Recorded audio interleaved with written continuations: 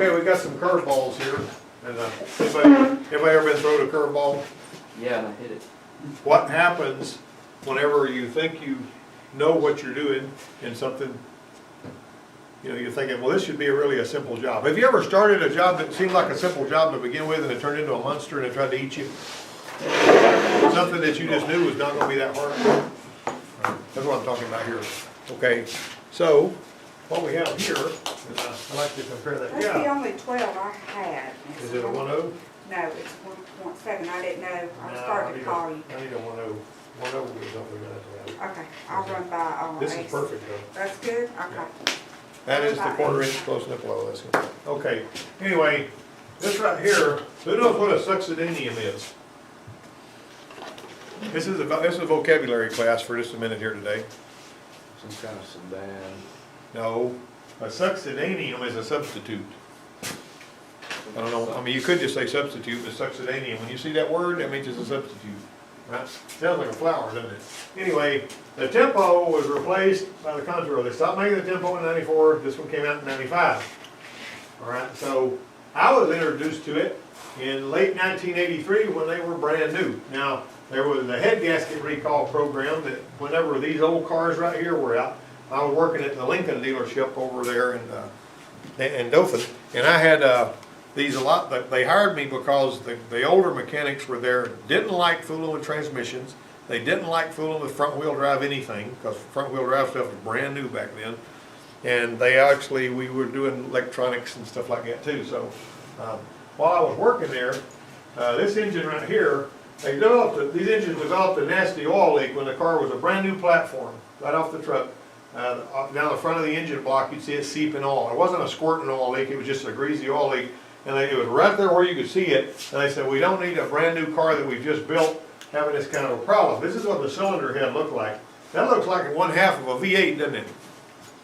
That's a pretty solid little thing. Got a cylinder head. This gives you the timing sequence and all that. You see that gasket right there? What I used to do, I'd let the manifold and all that, leave everything hooked up to it, because everything was on. And I would take a little brace loose on the back, and I had this chain fall, and I would raise the cylinder head up about 2 inches. You know, I'd take all the bolts out of the cylinder head, I'd raise it up about 2 inches, and I'd slide that gasket out from under it. And then after I slid the gasket out from under it, I would feel around under there, because they didn't have any dowels or anything. But I'd feel around under there, and I would make sure that everything was smooth, because this gasket didn't have any glue on it. And then when I put the new gasket back in, it had all the gummy glue and stuff on it. I would lower it back down and tighten it back up, and in 45 minutes I would get through with these recalls, basically what it was, a recall program, and it would pay 3.5 hours, and so I knocked out a bunch of these things. You know, when nobody else wanted to do them, I was knocking them out really fast, like 45 minutes, I'd run 3.5 hours, and the next 45 minutes I'd run another 3.5 hours, because they'd be lined up out there. Anyway, you know, that only lasts for so long until all of them are done, though. But anyway, that's what it looks like. You might notice on this one here, where's the camshaft on this engine? In the block, it's like a V8. That- Can you close the door? Huh? That's what it looks like right there. Whenever it's in the car, that's what it looks like. Some of you have probably seen that before. Adam Snap had one of these cars. Anyway, that's me telling how I did that. Now that's what it looked like. See that camshaft and the timing chain down there and all that? You never had to put a timing chain in one of these. And I told you about a Tempo before that was knocking, and we basically mic'd the crankshaft, and it was within spec, so we just put bearings in it and fixed an engine knock for $65. I really like those little engines. They used it also, a board and stroke version of it in the Tauruses that had 4-cylinder engines in it for a while. All right, so 95, Ford discontinued my little friend and introduced me to this Contour, which was like a 626, more or less. It was a whole new car, and I didn't really like it as well as I did the Tempo. All right, so everything seemed to be wrong. For instance, the shop manual procedures on the 2-liter called for the removal of the catalytic converter to get to the PCV valve. Doesn't take very long to get tired of something like that, does it? All right, but the Z-Tech had a dual overhead camshaft, 4 valves per cylinder, aluminum cylinder head, sequential multi-point fuel injection, seemed pretty reliable, but with some idiosyncrasies. There were wire harness recalls on this thing. They were a kind of a nightmare because the doggone insulation was coming off of the wires, and they were short together on the inside of the car and all. It was just a mess. But anyway, that there was a bunch of other stuff that I didn't like about that car, but, you know, I got it where I sort of liked doing some of the work on it, it wasn't too terribly bad. Now, the 95 Contour was the first one that had a cabin air filter, basically, it holds that distinction, and the Z-Tech became the Z-Tech variable cam timing, and what it did was it took the exhaust camshaft and it would close the valves a little bit early so it would leave some of the exhaust gas in there, so you wouldn't have to have EGR, you just leave some exhaust gas in there. And whoever is taking emissions is gonna know that the reason you leave exhaust gas in there is so it cools the combustion chamber, and it keeps you from forming oxides of nitrogen. That's why we recycle exhaust gas. They didn't leave us some in there, didn't need EGR that way. Had a compact sliding helical gear. When you take a sliding helical gear that moves in and out, you're basically gonna change that. Nowadays they use vanes and other things to do variable cam timing, but that was different. It was used in cars for about 10 years, and even found a home in the Escape Hybrid. And there's the timing procedures we're gonna talk about on this engine are different on the Escape Hybrid too, by the way. Well, I drew a ticket on the Contour, no start, and it spun like a note, had no compression. A lot of the times the cylinders were washed down of their oil film because too many cold starts in a car lot, right, or a stuck IAC valve or something like that. Now the idle air control valve opens up when you're starting a car for no touch starting. And whenever you just hit the key without having to touch the gas and it fires up, it's because your idle air control valve's open wide open. If the idle air control valve sticks closed, you're gonna have one that won't start. And you may have to give it a little bit of gas sometimes to get it started up, and then it may not idle, this kind of thing.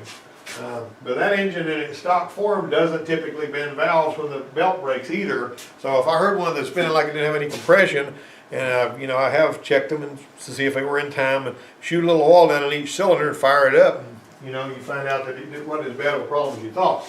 Well, one year during a spring break, and this was several years ago, I decided to go over to the Ford dealer where I used to work just to see what was going on, see if I could help a bit. It was always fun.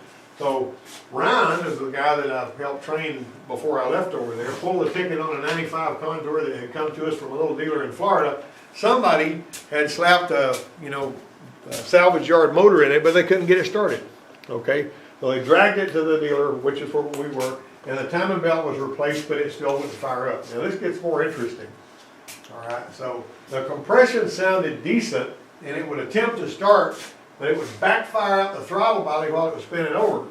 You know, if I could have turned the distributor, I would have, but it didn't have a distributor. It was, coil pack.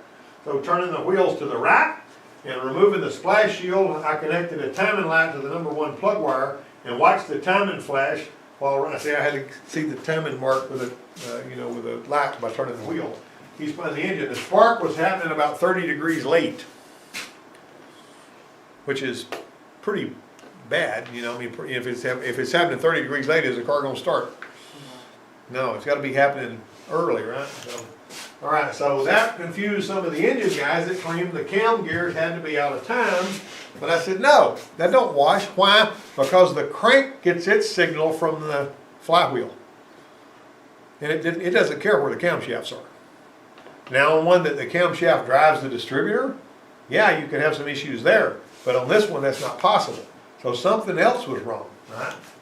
All right, so Ryan had already checked the belt timing, and the crank sensor used by the EDIS ignition module to fire the coil pack gets its signal from the flywheel, which couldn't care less where the valves are.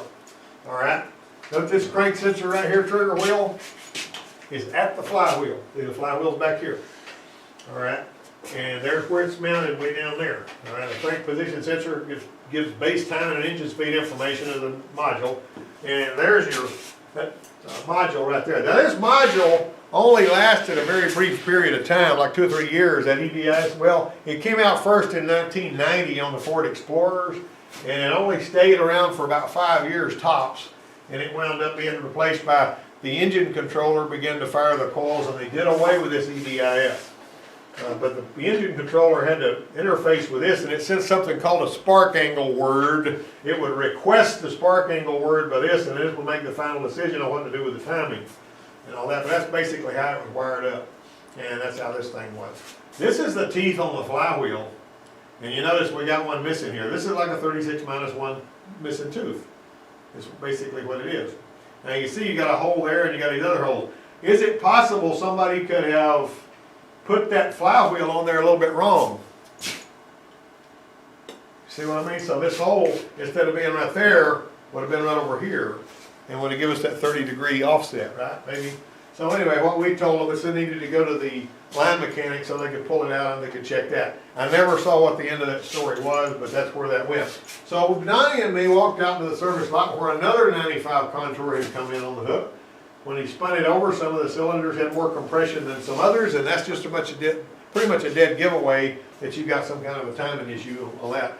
138,000 mile vehicle, and people ignore the timing belt change intervals, and so you got one with that many miles on it, yeah, well, you got issues there. So we got the 2 bolts that hold the top tip of the timing cover. We found a fresh looking belt that would whirl the gears when the key was turned, but it was a pretty loose, you know, it was pretty loose. Now the timing belt doesn't need to be fiddle string tight.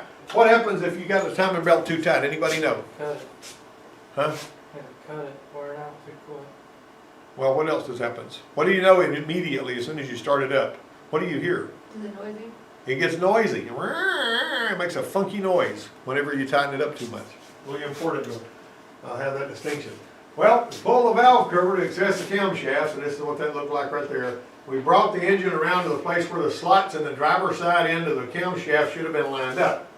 Camshaft alignment tool, you know, it's basically a steel plate that goes through there, and it won't go in there but one way. All right, furthermore, the lobes that are closest to the gears on the opposite end, when you got anything in time, the lobes for the intake camshaft and the exhaust camshafts are pointing in opposite directions. That's one way you can look at that and tell it's right too. So I always double check that, even though I got them lined up. All right, the slots wouldn't line up. So at the very least, the camshafts were out of time with each other. We jacked the car up, put it on a jack stand, removed the passenger side front wheel and the splash shield, and brought the crank pulley up on top dead center. That's what that looks like right there. Another look at the belt showed all the gears were several teeth away from where they should have been. All right. Now, he okayed a $60 timing belt and 3 hours labor. So we pull the engine up to the forward jack, pull the support brace, get in there to the timing belt. You know what you got to do to get all that. This thing had lost its marbles. Somebody put a timing belt on it without replacing any of the gears, and they had a bad one, and that basically caused it to run out of time. Now, another thing I like to remind people of, if you've got a piece of trash or a bunch of gasket scrapings and all from a water pump that you leave in there, and they manage to get over there and they ride that belt down under that timing pulley, a lot of the times that can cause the timing belt to jump 3 or 4 teeth. So make sure that you've blown that out really good before you put one back together. Removing the lower half of the timing cover, you notice these steel balls, and that's, you know, thing lost its marbles. Now this is an actual photo of that bar that we were talking about. Now this arrangement is for alignment only. Do not put this in here and expect it to hold those camshafts for you while you work around tightening bolts on the other end of the camshaft. You know why? Because you'll bust the dadgum little ear off the camshaft, and ruining the camshaft can ruin your whole day. So don't do that. That's just for alignment purposes only. It's not to hold it so that you can hit the other end with a hammer, Jonathan, okay? All right, so I had worked in Volkswagens. A lot of the Volkswagen little 4-cylinders had that same arrangement, except they just had one camshaft. And that's how they did it. I actually modified a foul by grinding on it a little bit on the grinder. It made it the right thickness so I'd have a tool like that in my box without having to buy one. All right, so on that end, if you look at it like that, and on this end, you know, see how those lobes are pointing opposite directions from each other? That's what you ought to be seeing. That's the offset slot over there. Make sure that you understand the way those slots are pointed. Now you notice on this one, it has absolutely no keyway. It's got no peg. It's got no nothing to hold it. That gear can just turn freely on there, right? It's retained by the torque of the bolts and a big flat washer, kind of like the one that that Amber had done on the 4-liter single overhead cam. You notice once you loosen that up, that gear will just turn any kind of way. But you're going to locate the crankshaft with a tool, and I'll show you that in a minute. You locate the camshaft with a tool, and that makes the belt easier to install, actually. You know how on this one that you were fighting out there, we kept having to fool with it, go back and forth and all that, it was aggravating us all get out. Well, imagine how easy it is if your camshafts are not moving, and you can just move those gears around any kind of way you want to, and when you get them on there, you cinch them bolts up, but you got to hold the camshaft and not let the other thing. There's a little tool. You pull this little bolt out, there's a crank sensor connector right there. You pull a little bolt out of there, and this alignment pin goes into one of the crankshaft. There's a place in the crankshaft that's machined out for that to go in. And when it's lined up with that hole, and this goes all the way in there, it basically keeps the crankshaft exactly where it's supposed to be while you're timing the thing. All right, it goes into a slide on the crankshaft counterweight, basically is the backside, you know, on the other side of the journal. And you install the belt, you got it located with this and that. Now on the 2005 hybrid vehicle Ford Escape, this thing right here goes in the front up there, it goes on the other end, so be aware of that. So with everything reassembled and 2 new idler pulleys in place, he turned the key, the engine started around about 2 seconds and then died. He spun it again, and it was like no compression. Well, this was really great. We sure, you know, we was wondering what did we do wrong, you know, messed this thing up or whatever. But the valve, we pulled the valve cover back off, we brought the engine around, we lined everything back up again. The crankshaft should have been in place there, so it was exactly where it was supposed to be. So we put the valve cover back on, he spun it over, and some of the cylinders started gaining compression. Apparently some of them were washed down, or somehow they all got washed down, I don't know. First one cylinder began to fire, and then another, and then it fired up and ran rough. Okay, this one has cam followers, which is those little buckets that's right under the cam lobe that pushes right on top of the valve train like a Toyota. And whenever they, instead of hydraulic lifters, which sometimes they'll get pumped up whenever you know, the cam stops turning. If you're driving a manual transmission vehicle and the cam stops turning and the crank is still turning because the engine's driving the crank, the oil can get in there and pump those lifters up and cause you to lose compression like that until it gets pushed back out. Anyway, that one there, we got this. Now let's go ahead and do the test questions here. Okay, everybody should have a test sheet right here. To go ahead and get you a piece of paper. And let's do these tests here. We gotta do a test. Here. Right on the back of one of these. I know everybody has a pencil. There you go. There's some right there. We're gonna do a test question. Put your name on it and all that. Why do so many of today's engines have rubber timing belts instead of mesh gears and timing chains? Anybody know? Give me an answer, somebody. Why do so many of today's engines have rubber timing belts instead of mesh gears and timing chains? A, timing belts are quieter. B, timing belts don't require lubrication. C, a timing belt equipped engine is less expensive to design and build. Or do y'all, yeah, that would be all of the above, yeah, right?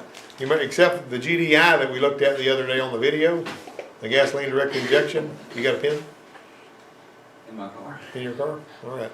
Well, you're not gonna miss much. Go get it out of your car. All right. Okay, so right here we got all of the above on that one. That one's supposed to be a D, right? All right, let's look at another one here. Engines with more than 2 valves per cylinder usually have more than one what? Engines with more than 2 valves per cylinder usually have more than one what? Valve. Camshaft. Valve, please. Well, All right. Usually have more than one camshaft per head. Can you think of a exception to that? maybe my Or you truck. got 4 valves per cylinder but only one camshaft? Oh, I got 3 valve, and it's 1 camshaft. Yeah, usually. Yes, what I'm saying about, what about the little, Don't I have 5, Anderson 5.4, 4 valves, only got 1? yeah, you got, well, the one I was thinking about specifically is the little 4-cylinder Neon. It'll have 4 valves per cylinder, but it's only got 1 camshaft and it's got lots of lubes. You know, and it's really cool the way that works. You look at that. Didn't that Ranger have 4 valves?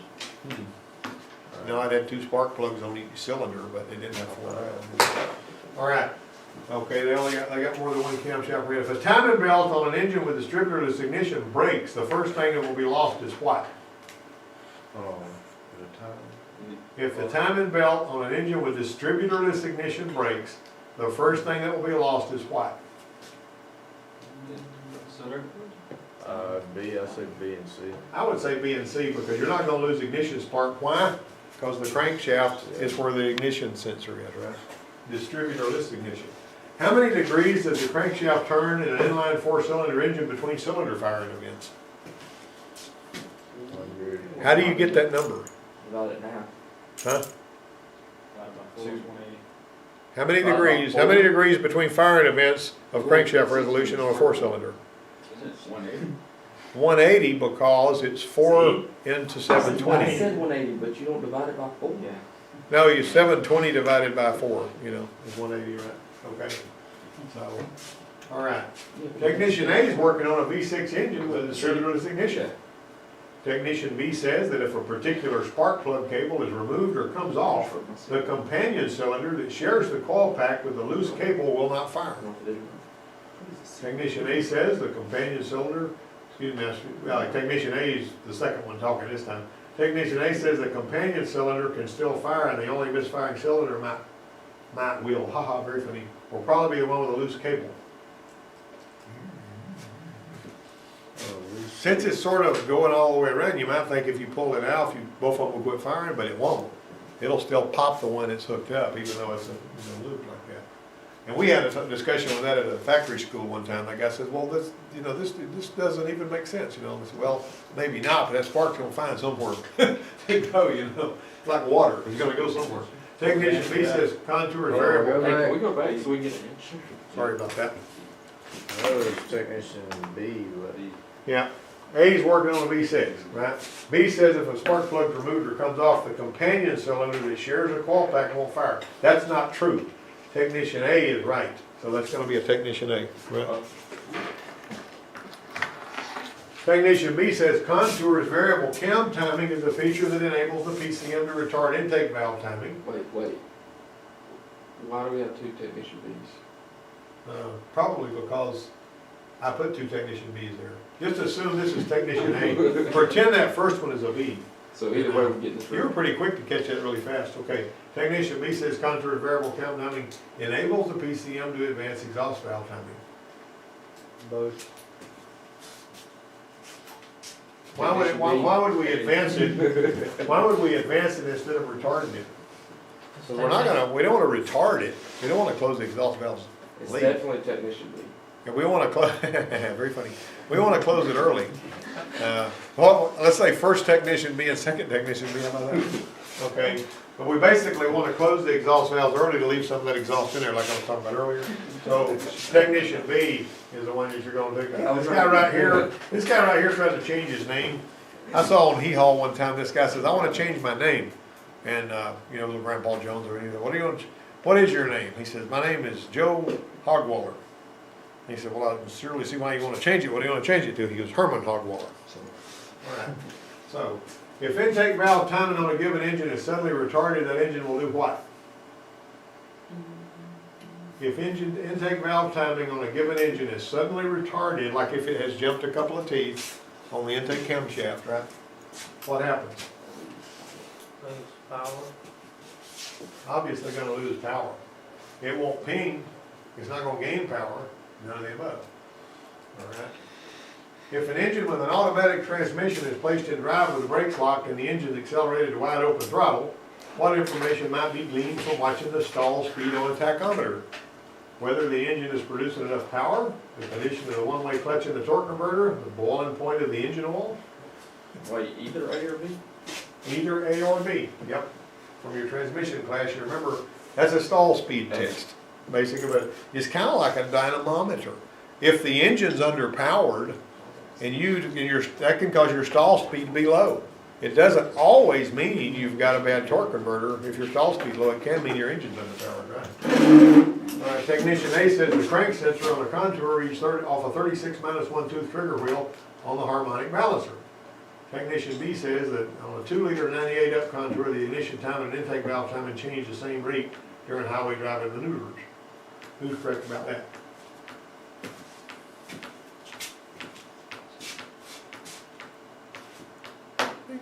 This is a specific call. I don't know. Technician A. Where's the crank sensor read off of? We talked about it earlier, flywheel. Does it read off the balancer? No, it does not. Okay, so you know that guy's a knothead, he's wrong. Okay, on this particular one, do the ignition timing and intake valve timing, does it do anything with the ignition timing? I mean, intake valve timing? Excuse me, the ignition timing and intake valve timing should change at the same rate during highway driving maneuvers. What do you think? I think right there, instead of ignition, when I typed that question, I meant to put exhaust. So I screwed up the question on that, so that's an epic fail. Basically, exhaust timing and intake valve timing. Times in one day. Yeah, I sure messed that up. Actually, I did this in 2 different days, so it was 2 days, okay? I'll get John. Yeah, so, all right, so anyway, that question will be a freebie, I'll let you have that one, okay? All right, the So timing what belt was has the just been abbreviation? replaced and is making a whining noise. Amber, what did you say? The timing belt has just been replaced and is making a whining noise? Q. It's too tight and needs loosening. You got those little cogs on there, it's not like an alternator belt, you know what I'm saying? So it's, All right, that's the end of the slideshow. Okay, you guys know stuff now that you didn't know before you came in here, right? Everybody is What was supposed to. what Huh? was the freebie answer to 9? What difference does it make if it's a freebie? So you don't mark it wrong because we don't have something written down? No, just, but, you know, that's good.